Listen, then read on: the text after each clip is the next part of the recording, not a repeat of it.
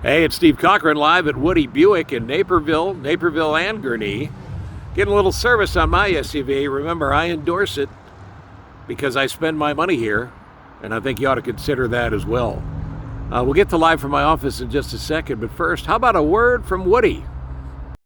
Woody here. Why Woody, you ask? Chicagoland's top-selling Buick GMC dealer with the largest Buick GMC inventory in stock. Over 1,000 of the hot new Buick and GMCs to choose from. Search Woody Buick GMC, Naperville and Gurnee, and see for yourself. Easy as 1, 2, 3. Click, shop, and drive home today.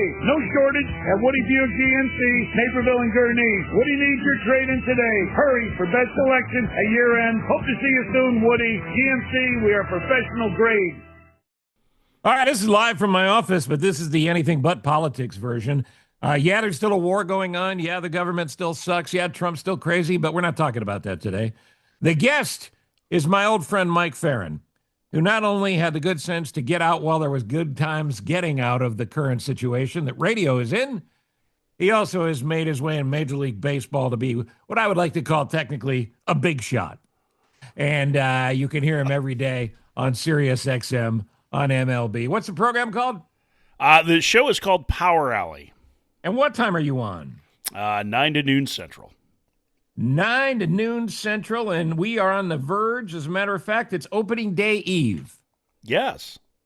Yeah, the standalone game between the Yankees and the Giants, and Netflix's first foray into televising baseball, because we don't have enough streaming subscription services that we need to watch baseball, so let's add one more. And that one will be super interesting because it's the Tony Vitello debut as the new manager of the Giants. No professional coaching, managerial, or playing experience, but he won a lot of games at the University of Tennessee, and I think everybody is really interested to see how it goes.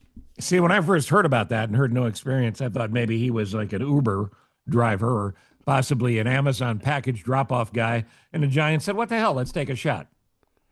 Yeah, it's not even like a Nepo baby, right? Like, I mean, his dad was a good high school coach in St. Louis. But listen, Tony is a great coach in college and knows the game of baseball. He's he's very smart. He's super charismatic. It's a little different game, though, right? You're doing it every day. Like, he's done as many press conferences through spring training as he did over the course of a full regular season at the University of Tennessee. So it's going to be, I think, some challenging moments for him early on as he navigates the realities of a 162-game season. But I'm really interested to see if it works, because if it does, I think you could start to see a path for other college coaches to move into pro ball and well, not just move into pro ball, but move into big league dugouts. And there's some really good baseball minds there. So how long is the college baseball season at that level? So it's 14 weeks for the regular season. So like the college baseball season starts on February 12th, or right around there. So this year was February 13th, I think. So after this weekend, we'll be halfway through the regular season, and then it ends in the middle of June. So every game, they play 56 so they play 60, 60-ish games? 56, yeah. So every game is 3 times as important as a major league game. So that leads to decisions that are driven towards winning on a given night in a way that, I always like Dusty Baker's line about, like, your goal isn't to win every game in Major League Baseball, it's to win the most games. Mm-hmm. It's a little bit different in college. I mean, you're only playing 4 days a week usually, but those weekend series are really important, and so it's a much different game. It also is really cool. Like, I mean, I do a lot of college baseball for ESPN. In fact, I'm leaving tomorrow to go fly back to Charlotte so that I can go to Clemson for a couple of games. And it's a really fun environment when you get to the right spots. It's like very exciting, and the quality of play is really good. So, I mean, he's worked with premium players. One of his great strengths, by Tellos, was recruiting, which he doesn't really get a chance to do as a manager, but he's been around the game his entire life, and I'm really interested to see how this ends up playing out, because he definitely is a dynamic personality. He's magnetic. I think people will be drawn to him, and we'll see how it works as a manager. Well, I hope it does. You may have noticed I'm sporting an old Negro League cap today. The Washington Black Senators, and you could support the Negro League's Hall of Fame if Google them up and buy yourself some gear. I know it's appreciated there.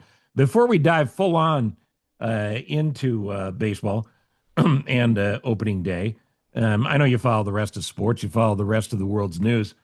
So I'm working on a game show. I haven't got the pilot quite done yet, but the loose title is called "How Stupid Are You?" And and I thought we'd just play this as a bit of a warm up. Consider this bullpen time. Okay. Okay. So I will give you a statement first from celebrities, a category celebrities. I'll give you a statement, and then you tell me what celebrity made that statement. Okay. All right. Sounds good. I'd rather smoke crack than eat cheese from a can. I'd rather smoke crack than eat cheese from a can. Was that George? Was that George? Oh, you want to take a guess? Oh, no. I'd like to have the choices, please. Okay. I'd like to phone a friend on this. Was that George Clooney? Was that Oprah Winfrey? Or was that Gwyneth Paltrow? Oh, I'm going to go with Gwyneth Paltrow. I think that definitely sounds like Gwyneth Paltrow, yeah. That's not the goop that she's looking for, Steve. No, and she of the seller of all things Goop, which is her beauty products and intimate products line. I believe she has a candied vagina, and I'm not making that up. Well, it's not full of spray cheese. That's for sure. If you have a candied vagina, get to a clinic as fast as you possibly can. Let's see. Statement number two. I guess I'm going to fade into Bolivian. Oh, I guess I'm going to fade into Bolivian. Okay? This is Mike Tyson that Bingo. said that. Bingo. Fade Very impressive. Which was, I believe, who was was it Angelo Dundee who was once asked about Tyson if he got any smarter when he got out of jail, and he said he went to prison for 4 years, not Princeton. I was not familiar, but I like it. Let me see if I can get you one more, and then we'll actually talk some baseball here again on opening day eve. Where will they play the opening game tomorrow? San Francisco. So they're not. My understanding is in California. Last I heard. So it's not the recent tradition of putting it on the other side of the earth somewhere. No. This will actually be a domestic opening day. Yeah, and by the way, speaking of that, the World Baseball Classic seemed like it got a little heat this year. Did I misread that, or was it? It totally did. I think 23 it started to really grow, and then this year was definitely the most attention to it. I mean, the television ratings were really good.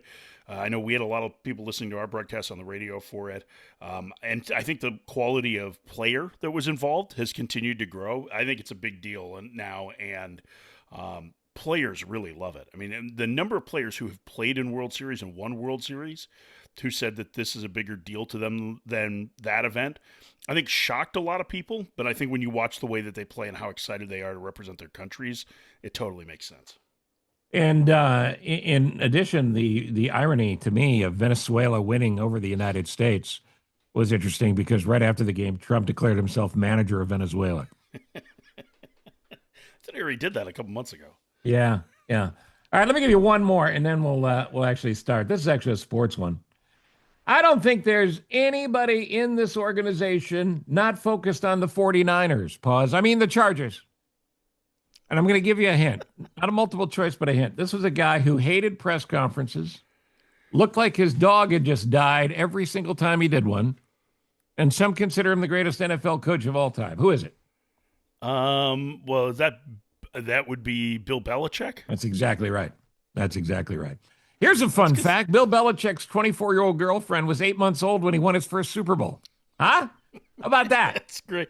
I don't know if you know this, but there's been a lot of talk about North Carolina's basketball program. Hubert Davis, the legendary player, had struggled to get them deep into the game. And the big joke has been, what's the equivalent of doing for UNC basketball what they did with UNC football? And so there's been a bunch of internet memes about Phil Jackson going to North Carolina. Now, the problem is I think his girlfriend's over 24, so it makes it a little... It does make it a little more difficult. Yeah.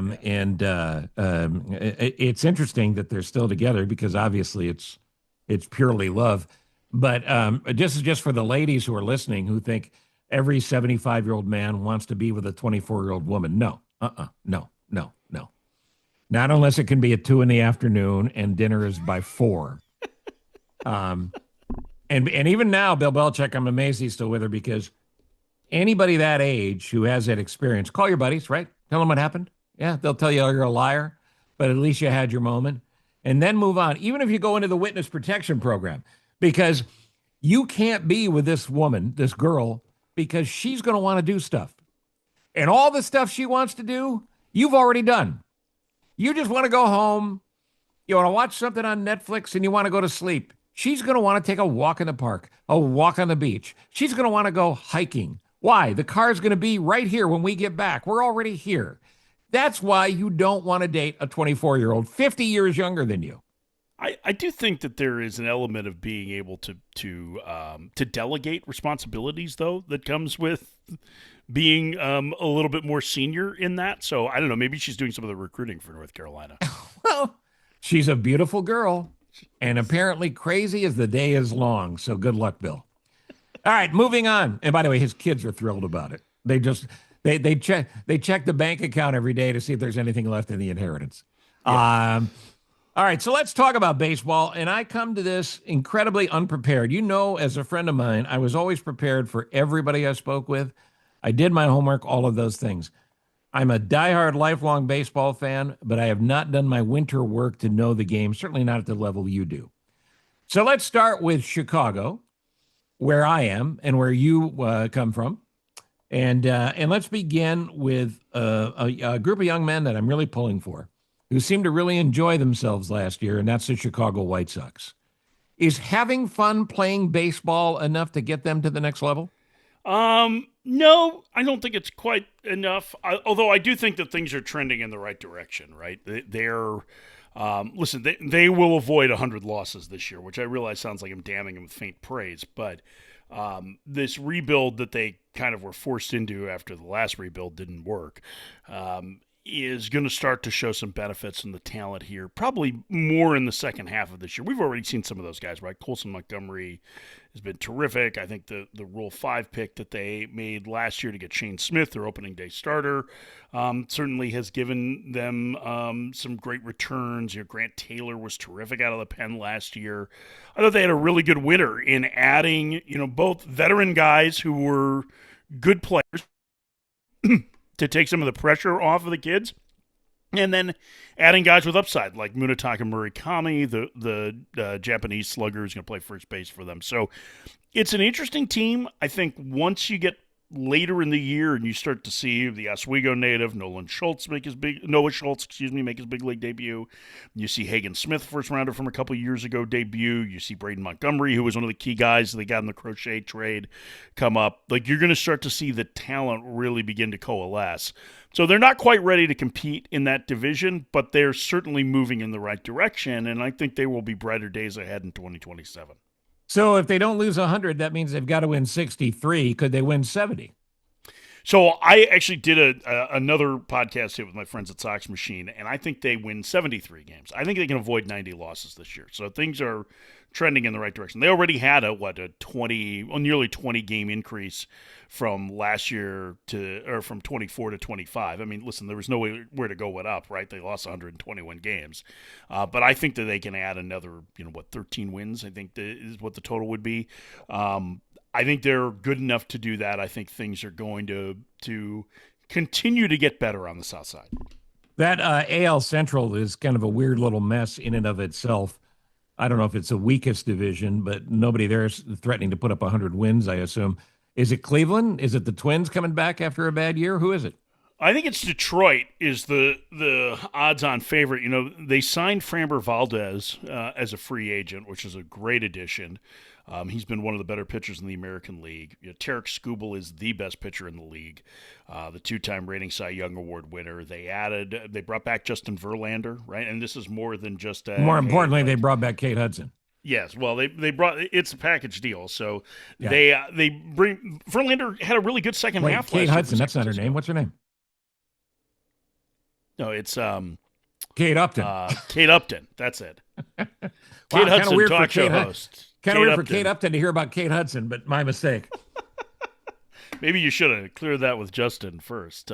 Kate Hudson's too busy working on her Wisconsin accent. So that's right. That's right. I left a little bit to be desired. I used to go see those guys play at Brother Jimmy's, by the way. Is that right? And Thunder. Oh, yeah. They used to play in Chicago all the time. They were great. No kidding. Yeah. That was a fun younger days. Yeah, that was a fun movie.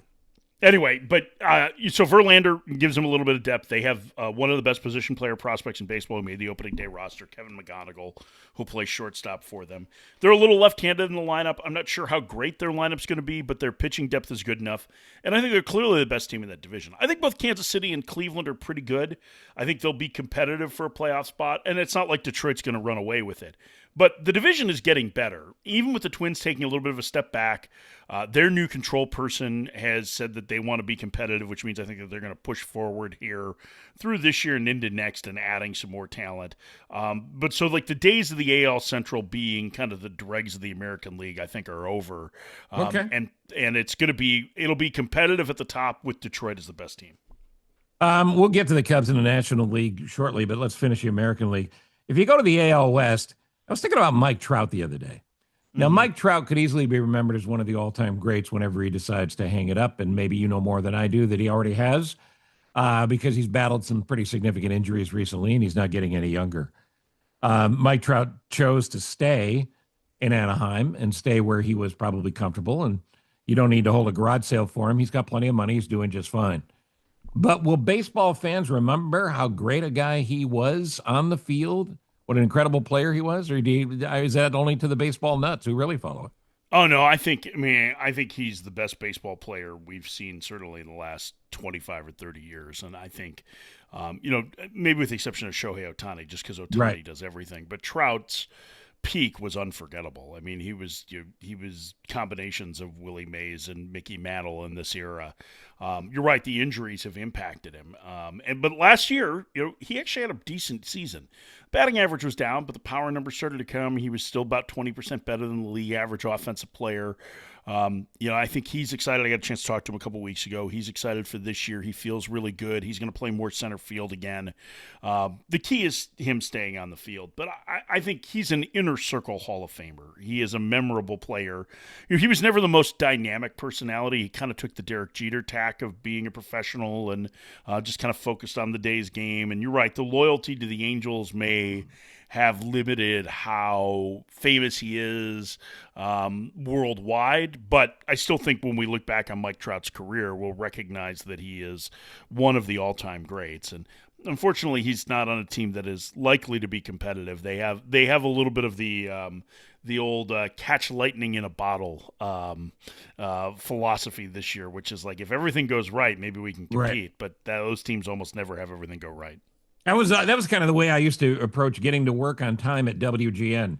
If I leave my house now and there's no traffic at all, I can still be there before they play the opening theme to my show. It's not advisable. Yeah, I don't know. I think it's a good use of your time. Listen, you want to make sure that you are using every minute of the day in a manner that best supports you. I appreciate you saying that and the bullshit that's involved in you saying that. But I will tell you this, and you know this, you're a performer and you were a producer prior. You're still a producer as well. Whatever way you find your energy, whatever way you find your moment, I always like making an entrance. And there was nothing quite like making an entrance where the general manager is sitting in one of the news people's chairs waiting for you to arrive. That's making an entrance, boys and girls. I just think it's a really good way to avoid meetings. Yeah, which, as you know, I'm allergic to. Definitely allergic to. Especially when we were there. I carried a meeting EpiPen. If I had to go to any, I just didn't want to go into the hospital. Well, I knew all the people that you had to meet with, so I don't blame you. Yeah, they were all big fans. So in the AL West, who wins? I think Seattle is the team to beat. We were just talking about this morning. Like, I don't love any of the teams in the division. I have questions about all of them, but I like Seattle the best. They have, if they're healthy, really good starting pitching. The top part of their lineup is strong. They have some really good young position players coming. Got to keep an eye on who'll be up at some point this year is Cole Emerson, who will probably play some third base for them and slide into shortstop next year when J.P. Crawford leaves via free agency. They have a good bullpen. They were one win away from the World Series last year. They were really just a handful of outs away from their first ever World Series. So it's a team with really high expectations, and they should expect to be the best team in that division. Houston's pitching is pretty good. Their starters are deep. Texas is a tough team for me to grasp because they have some really high-end talent, but it feels like they're a little short on depth. And the A's young position players are really fun, but their pitching just is not good enough yet. So I think the Mariners end up making it. And I don't want to say by default, but somebody's going to have to win the American League West per the rules. Yeah, you do have to have a division champ. Yeah. And remind me, the A's move to Vegas next year? No, one more year after that. It's at least what's scheduled, but they're making very good progress on the ballpark. It has, like, they've already poured the concrete for the main concourse. It's where the Tropicana used to be, right on the Strip. And I actually was in Vegas a couple weeks ago for a college baseball tournament. I had breakfast with a buddy of mine. He said, one thing we do really well in Vegas is build things and build them on time or ahead of schedule. So it sounds like they're ahead on that, which is great news. And we go to the East. I was surprised the Yankees didn't make a GM change. Is that just being a Yankee fan as a kid, thinking it's past time? You weren't surprised? I'm not surprised. I mean, I think Brian Cashman has achieved an awful lot. I don't know who you're going to replace him with, who is better. I'm not surprised. Pinella's available.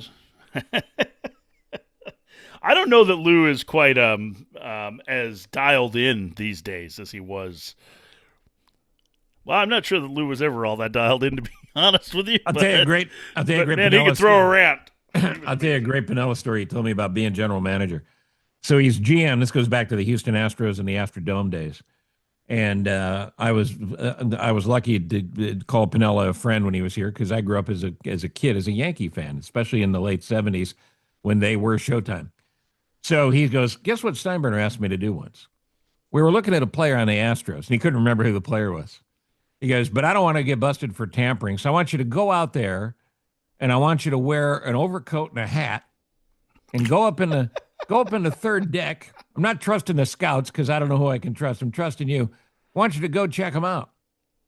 And he looks at Steinbrenner. He goes, George, the temperature inside the Astrodome is 72 degrees until you get to the upper deck where it's about 95. He said, I am going to look like a pedophile or a flasher if I'm wearing an overcoat and a hat watching a baseball game. And it just went on and on. This is even better. Yogi's the manager. And Steinbrenner, as on Seinfeld, literally had a desk that was above the rest of the people in the room. Mm-hmm. So Steinbrenner's sitting on his Steinbrenner platform. They had lost, and Steinbrenner called a mandatory meeting. So Yogi's in there, Gene Michael's in there, and Lou's in there, and maybe a couple other coaches. And Steinbrenner is ripping into Yogi, calling him every terrible name in the book. You wop, you useless wop, this and that. And Pinella starts giggling. And Steinbrenner looks at Lou and goes, what's so funny, Lou? And he goes, well, that little Italian's about to come across the desk at you. He said before he could get the sentence out of his mouth, Yogi dove on the desk, came across him, grabbed Steinbrenner by the throat, and knocked him backwards off his chair. And I said, what did you do? He said, I held Gene Michael back for 30 seconds before I let him save Steinbrenner's life. Well, that explains why Yogi and the Yankees had such a fraught relationship after he got fired as manager there. So yeah. Good times had by all. All right, back at it. So the Yankees, the Red Sox, Toronto, certainly, they turned out to be more fun than I even knew they could be. Who else? I think Baltimore. I mean, there's a 4-team race there. And, the Yankees ended up finishing tied with the Jays. They finished with the same record last year. I like the Yankees a little bit more than I like Toronto and Boston this year. I do think Baltimore has a chance to make the postseason.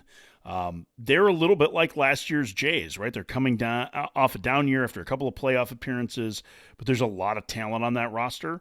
So I could see them potentially making a run. They're going to need guys like Shane Baz, who they got in a trade from Tampa Bay, to really take a step forward, anchoring the rotation. The stuff and the strikeout rate, walk rate, all those things are way better than what his ERA was last year. He really got dinged playing those games at Steinbrenner Field, or what used to be Steinbrenner Field in Tampa, because the Rays had to move outside the Trop last year while that was being repaired. So I think they're an interesting squad, but I have the Yankees as a slight favorite there. I still think Toronto, Boston, certainly playoff teams. Toronto's really good. Like they're deep enough that they can withstand some of the injuries that they've had early this year. I'm not sure that their offense is going to be quite as robust as last year's without Bo Bichette, but it's still plenty good enough. And I'm very interested to see how that race turns out, because I think it could be one where we're still 2 weeks from the end of the season, and not only is it not decided, but there's 4 teams battling at the top still for the top spot. So Baltimore, do they need to get lucky to get in? They need some injuries at the top, and they need to make a run, or are they in it all year long? No, they need to be healthy. They need to be healthy. I mean, that's the biggest thing. They need a bounce back from Adley Rutschman. They added Pete Alonso to their lineup, which is a pretty big bat. I mean, he's the best power hitter in Mets history.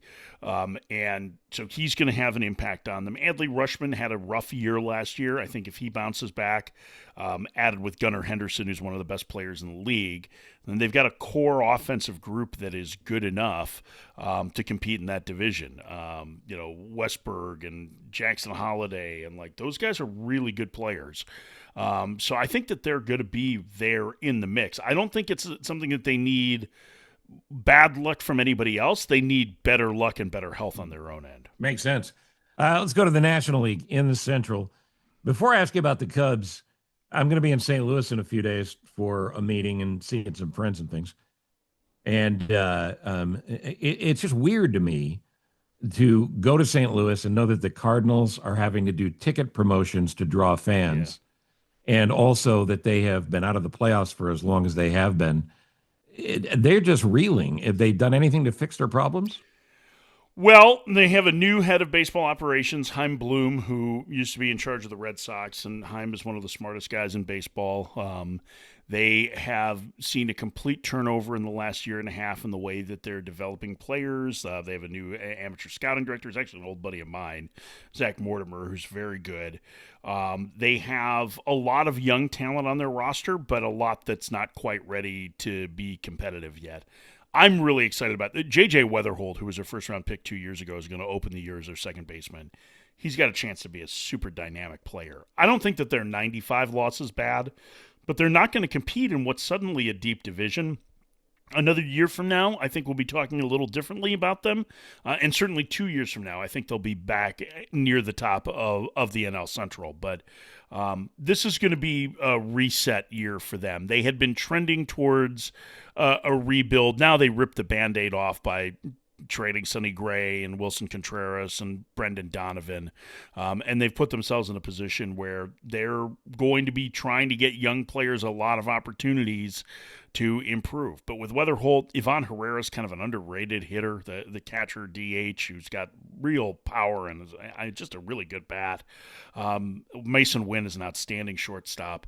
There are some pieces there that you could get excited about with the Cardinals.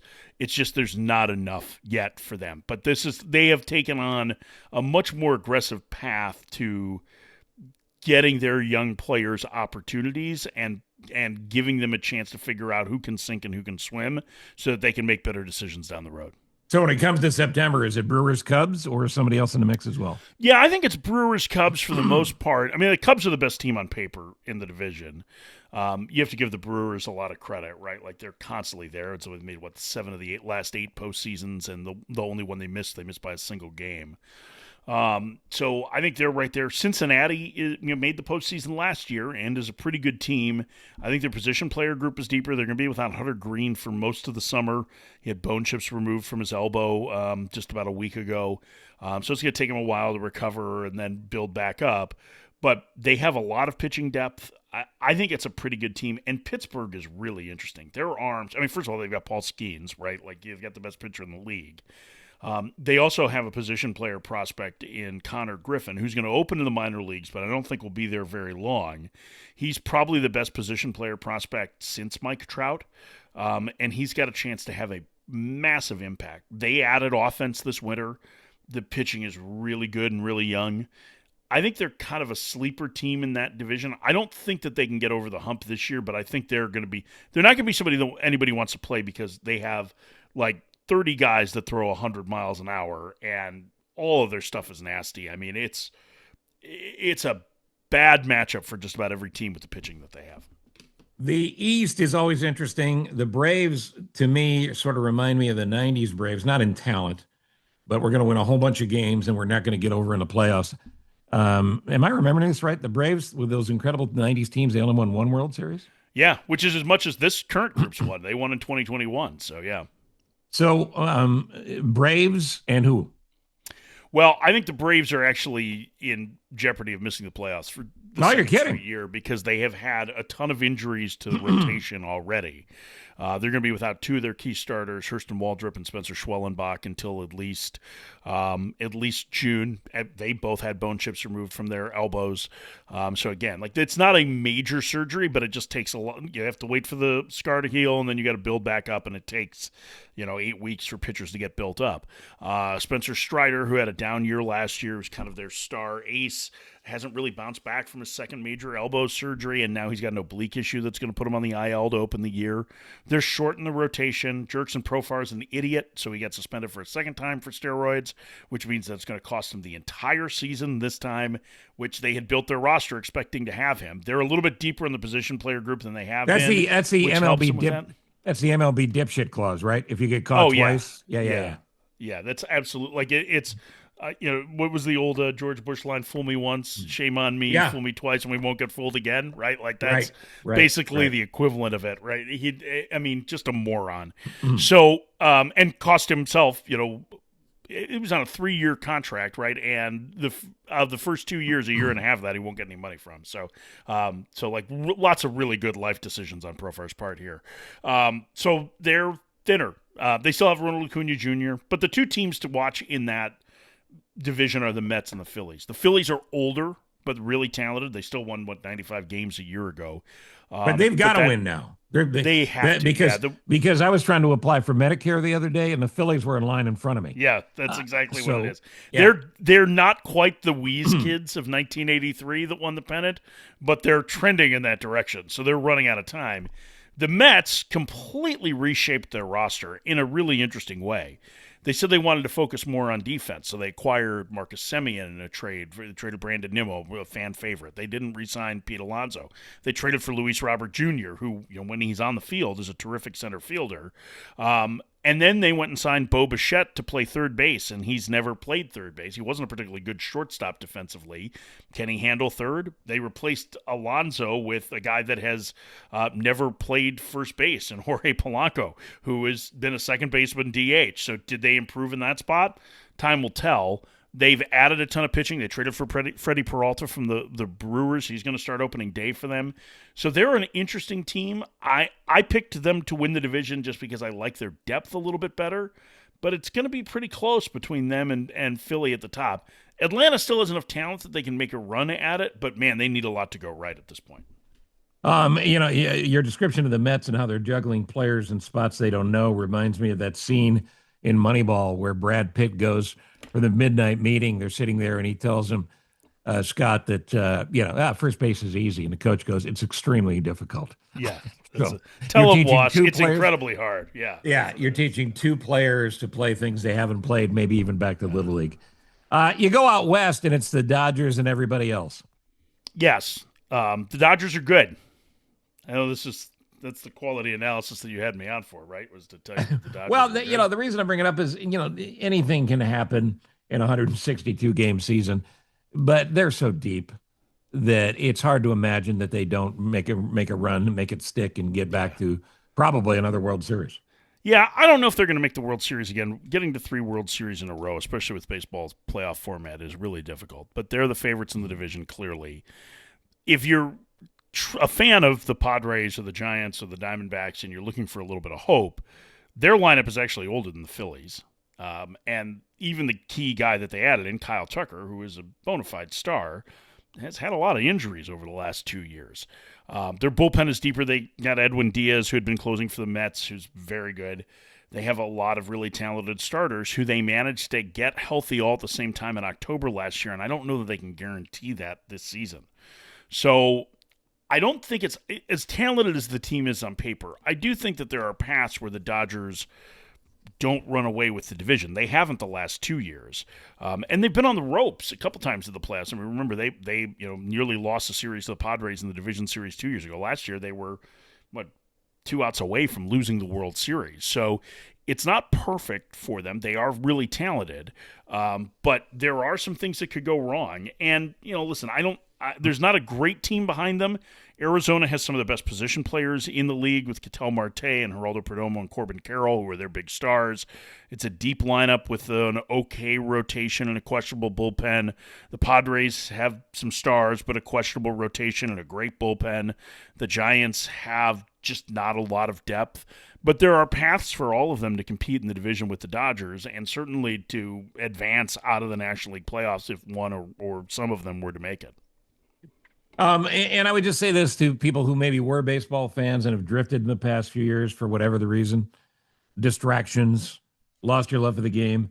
Don't miss out on the fact that the Michael Jordan, Tom Brady, Wayne Gretzky of baseball is playing right now. Yes. There's nobody like Shohei Ohtani, and you're doing yourself a disservice if you don't see this guy in action.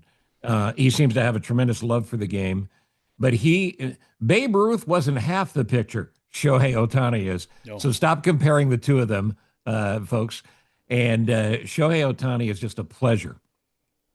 Absolutely. He is a dynamite hitter. He is a very good pitcher. He's healthy again now. He looked outstanding last year, up until Game 7 of the World Series, where he was starting on a little shorter rest, and he was shaky. But he's going to be a key member of the rotation and the best hitter in their lineup this year. And he is a true international superstar and probably the biggest star that baseball has had since Griffey, and he might even exceed him because of his international appeal. Tiger Woods' father had Tiger playing from the age of 2 or 3, hitting balls and doing it well on Mike Douglas, for those of you old enough to remember who that was, when he was 5 years old. I don't know Ohtani's family background. Is he just a medical freak and a physical freak and a prodigy, or did he have a dad in the background who was making him play baseball? I don't know that he had a dad in the background that was forcing him to play. I think he's bigger, stronger, faster than just about everybody. I mean, he's 6'4". He is massive. If you stand next to him, he looks much more NFL tight end than what you would think of as a baseball player. And he's unbelievably fast. I mean, he's just, or at least was. I don't know that his speed is quite the same as it was a few years ago, but he was one of the fastest players in the league. He's just a little bit of a freak. He played in high school. The coach that he played for is actually the father of Stanford's first baseman, Rintaro Sasaki, who is prominent in the fact that he was a significant Japanese amateur who came to the U.S. to play college ball. Sasaki was the top prep home run hitter in Japanese high school history. And so that's who he played for in high school, a very, very good high school program. And, he had chances to come to the U.S. He nearly signed with the Dodgers as an amateur before going into the NPB draft. And the only reason that he went through the Japanese League draft is because they would let him pitch and hit. And that's what he wanted to do. The Dodgers, it seems crazy now, thought more of him as a pitcher when he was an amateur. And I think even the Angels thought more of him as a pitcher than a hitter when they signed him when he came from Japan. And yet the pitching is almost an afterthought compared to how great he's been as an offensive player. Well, and you know what I love too is in that story you just told is his love of the game and how he doesn't want to get off the field. Yeah. Because the modern athlete, that's not them. The modern athlete is, when you find that, it's more of an exception than the rule. Yeah, I think in baseball, most of those guys want to play. I actually think that it's a lot of club-driven decisions on them not playing in an effort to try and maximize the days that they are the healthiest so that they get the best production from them because it's such a long season. But you're right in that he loves doing this and that he wants to do both, right? Like he's excited to be a part of it. And the amount of work that he puts in to be a high-level hitter and a high-level pitcher is, those are long days with a very strict routine. He's incredibly disciplined. There's just not a whole lot of people, I think, that can have that focus in addition to the physical talents that he brings. And of the teams you mentioned, at least the division winners, Detroit, Seattle, Yankees, Brewers, Mets, Dodgers, assuming it's not a wild card team, who wins the World Series? Well, I got to go back and tell you who I picked. I just had to do picks, and I sent them to my boss, and I said, I hate these. So I want you to know I'm confident in them. Well, this is like doing a second March Madness pool. Pick somebody else in. Yeah, it's kind of it. I mean, I picked Milwaukee and Seattle as the pennant winners. Seattle as the World Series champion. Some of that might be bias on my part. My in-laws and my brother-in-law and his family live in Seattle, and I would like to see them get over the hump. Seeing as my nephew, who's at University of Michigan, told me that he had never been sadder in his entire life than when the Mariners lost Game 7 of the ALCS, which I responded to with "pretty charmed life, kid." Yeah, no doubt. But that would be wild because that would make Seattle the sports center of America. Yeah. Well, and beating Milwaukee, which you know where the Brewers came from, right? Right. They were the Seattle Pilots. So Pilots, it'd be a revenge series if it happens. I have zero confidence that that's what it's actually going to turn out to be, but that's what I picked. So and your sleeper team, a team that maybe even surprises you? Man, who's a good sleeper team in there? Yeah, I don't know that I can call the Reds a sleeper team because they made the playoffs last year, but that's a team that I think is better than the projection systems have them at. The other one is Kansas City. I really like their roster.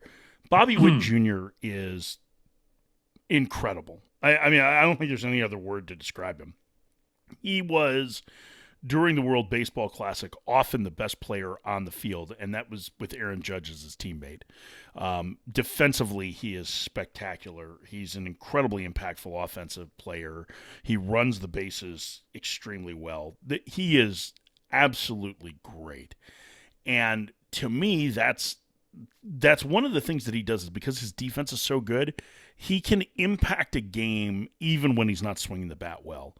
And I think he's the kind of guy that he elevates the level of play with all of the guys around him because he's so good, so humble, does everything so right, that I think they're a team that's really dangerous because they have Bobby Witt Jr. and nobody else in the American League does. And that's even with the Yankees having Aaron Judge. And Aaron Judge is an all-time great, but Bobby Witt Jr. is ridiculous. I'll leave you with one more question from this pilot that I'm producing that we started this off with. I forgot what I called it. What are you, stupid? Was that what I called it? Yeah. Something like that. I guess the idiot? I don't remember. Yeah, I guess the idiot. Like that. Yeah. I'll give you the statement, and you tell me who said it. Here's the statement. I think gay marriage ought to be between a man and a woman. I think gay marriage should be between a man and a woman. Here's your clues. He's famous. He was an action star and a politician. Ooh, is that Arnold Schwarzenegger? Bingo. You got it. My other guess was Jesse Ventura, but... Yeah. But I think we can all agree gay marriage should always be between a man and a woman. That's true. That's probably an angle that a lot of people hadn't considered. You and I both had the pleasure of working with the Big O, and his legacy is and will always be the great respect he showed and the great respect he demanded for America's farmers. Anything you want to say about O? Nobody has ever been better reading the lyrics to Badonkadonk. That's what I would say. Listen, I was so lucky to get to work at WGN when I did, because not only because when it was a I radio got to work station with you, and it was great. And so many of those people that I got a chance to work with were people that I grew up listening to, whether it be Spike O'Dell or Lyle Dean or the late Tom Peterson or Max Armstrong and Orion Samuelson. Orion was a huge part of my childhood because we were a WGN household that the radio was on all the time. Meeting him and then having him be even better in real life than he was on the radio was really cool. I think that was the case with just about everybody we worked with there who were legends. Right. And so, like, being able to be around him and just watch his professionalism, see his sense of humor, how kind and generous he was with his time with everyone. They hit me hard when Big O passed last week. It just, I thought a lot about his family. I thought a lot about Max Armstrong, who was his colleague for so many years. And somebody else that I really loved and respected. So just know that if you grew up listening to Big O, he was even better in real life than you could have imagined. And man, do you remember when they almost got him to run for Senate? I was thinking about that. Oh, I was in those meetings, buddy. I was around, and I'm not overstating this. Had he made a different choice in how much he wanted to invest personally in his own campaign, you might not have heard of Barack Obama as quickly as you did, because he owned everything south of 80, as we say here in Illinois, and he was beloved statewide. So it would have been interesting. Yeah, it would have been that would have been a lot. That would have been a lot better choice than one, the one that the Republicans made, and two, when they were courting Ditka in the same Senate. Right. I just like that Senate. Somebody should write a book just about the Republican search for a candidate for Senate that year, because the whole. Who was Ryan was his name, right? Pat, yeah, and not Pat Ryan. No. I can't think of his first name, but he was married to Jerry Ryan, the actor. He was married to Jerry Ryan, and the fell whole thing apart because he was taking her to sex clubs. Right, which now, by the way, would be cute, because the standards have changed. Yeah, isn't it wild? I can't think of his name, but you're right. Yeah, and he was beat the milk guy too, right? Wasn't Oberweis one of the primary candidates? Listen, Oberweis runs for everything. Oberweis is the terminal candidate. I said to Oberweis at a fundraiser at one point, or a charity event, I said, "You make great chocolate peanut butter ice cream. How about you focus on that?" No. You're my it's a great pleasure to connect with you. You're my friend. You always will be, and I'm going to get out to Arizona and see you soon. So my best to your wife and the 37 dogs you guys have. Well, thank you. The dogs, as you could hear in the background, I'm sure, are agitated today, but we appreciate. They're my next guest. Best to you and the kids. Yeah, George has a lot to say. So, see, hear, experience Mike Ferrin, whether it's ESPN for college baseball and hopefully some MLB stuff if you want to do it. And every day of the week on Power Alley, 9 till noon, SiriusXM channel 89. Channel 89. Thank you, buddy. Yep. That was great. I tell you, we're like Fred Astaire and Ginger Rogers if they both were gay and were married. What? I don't know. At least we can still dance. So. Exactly right. All right. Enjoy your afternoon, man, and I'll send this to you. All right. Sounds good. Thanks, man. Talk to you later. See you. Bye. Hey, it's Steve Cochran, wrapping it up from Woody Buick, where the service department just did a great job for me, as they always do. Woody Buick in Naperville and Gurnee. Go get yourself a car. You deserve it. Look at you. All you do for everybody else. Right, Woody? Woody here, Woody Buick GMC, Naperville and Gurnee, Chicagoland's largest selection of the hot new Buick, Envista, and Encore GX. Search Woody Buick GMC, Naperville and Gurnee, and see for yourself. Hope to see you soon, Woody. Buick, exceptional by design. Look, I've known Woody a long time. I don't think that's all he has to say. Woody, want to add anything? Woody here, Woody Buick GMC, Naperville and Gurnee, Chicagoland's largest selection of GMC Sierras, Yukons, and Acadias. Search Woody Buick GMC, Naperville, Gurnee, and see for yourself. Hope to see you soon, Woody. GMC, we are professional grade. As always, thank you, Ross Cochran, executive producer of Live from My Office. I don't know if you heard, we're flying back to the moon this week. It's March 30th right now. I think April 1st is the flight. So it's wait till 1969 because we're going back to the moon. It's actually an important thing to do, and we'll explain it when David Curley is the guest next time. He's ABC's former expert on all things that move. He understands aviation and space better than those little green Martians.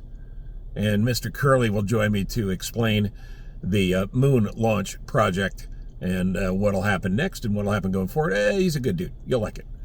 In the meantime, please subscribe, follow, rate, review, all of those good things. Wherever you listen to the podcast, or subscribe as well on my YouTube channel. That's the Live from My Office channel. And you never miss an episode there as well. Thanks again to Woody Buick and my friends at Apt Electronics, sponsors of Live from My Office. And don't forget to check out my Substack, where I do This Week in Trump. Twit is the name of the column. Amongst other things I write there as well. Hey, one golf note. I'm all golfed up because it's springtime. I love the fact that one of the good guys on tour, Gary Woodland, won the Houston Open the other day. Fantastic. He's dealing with PTSD, post-brain surgery, and he's really been struggling, and he won, and he's one of the, quote, old guys on tour at 41 or 42 years old. He's just a good dude. So congratulations to Gary Woodland. And on the heels of the Tiger Woods debacle from a few days before, it's exactly the kind of story golf needs. In the meantime, thank you for listening. Thank you for supporting. If you live in the Chicago area, thanks for coming out to the stand-up comedy shows I'm doing here and there and everywhere. My friend Tim Becker putting on the Copley comedy series. And we had a sold-out show just the other day as well there. Until next time, go Illini!